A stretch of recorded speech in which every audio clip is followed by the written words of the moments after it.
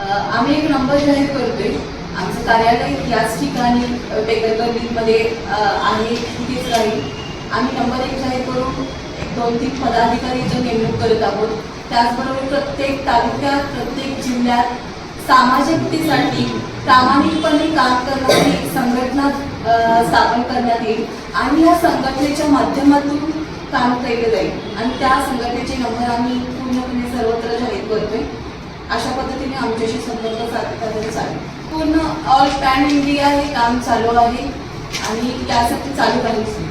राष्ट्र याच्यातून मला जे पद मिळालेलं आहे, नरेंद्र मोदींच्या याच्यातून मिळालेलं आहे, त्यातून मला वाटते जेनी मॅडम यांनी मला हे पद दिलेलं आहे।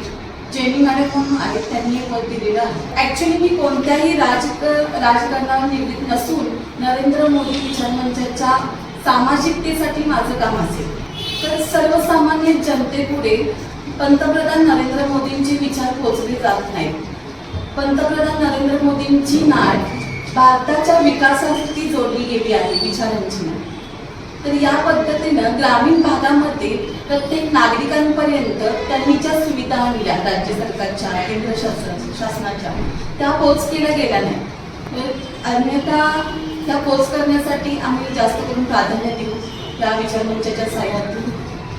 विचारमंचा कुठलाही राजकारण नसून सामाजिकतेसाठी केलेला हा प्रवाह आहे आणि तसाच आहे। सध्याची पिढी, युवक पिढी रोजगार मागणारी आहे, असं नसून यांना जास्त करून मला वाटतं शिबिरे, मार्गदर्शन शिबिरे बनवली जातील।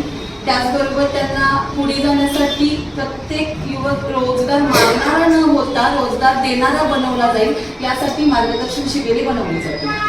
हा विचारमंच स्वतंत्रपणे कोणत्याही राजकारणाशी न निगडीत राहता सामाजिकतेसाठी काम करणारा राहील। जसं मी आता मगाशी बोलले की मला वाटतं प्रामाणिकपणे आणि सामाजिकतेसाठी वाहून घेणाऱ्या कार्यकर्त्यांना यामध्ये जोडलं जाईल आणि ही एक संघटना तयार केली जाईल आणि त्या पद्धतीनं नरेंद्र मोदी विचारमंचाचे प्रत्यक्ष विचार प्रत्यक्ष ग्रामीण भागात पोहोचवले जातील। मगाशी तेच म्हटलं की राजकारण न घेता फक्त समाजासाठी मी स्वतःला वाहून घेईन आणि नरेंद्र मोदी विचारांचे प्रत्यक्षपणे ग्रामीण भागात प्रत्येक नागरिकांपर्यंत ते विचार मांडले जातील।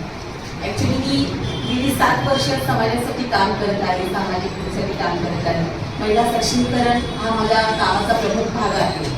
महिलांवर होणारे अत्याचार थांबण्यासाठी मी गेली 7 वर्ष माझी कामं करत आहे। त्याच्या माध्यमातून आम्ही तिथेपर्यंत पोहोचले।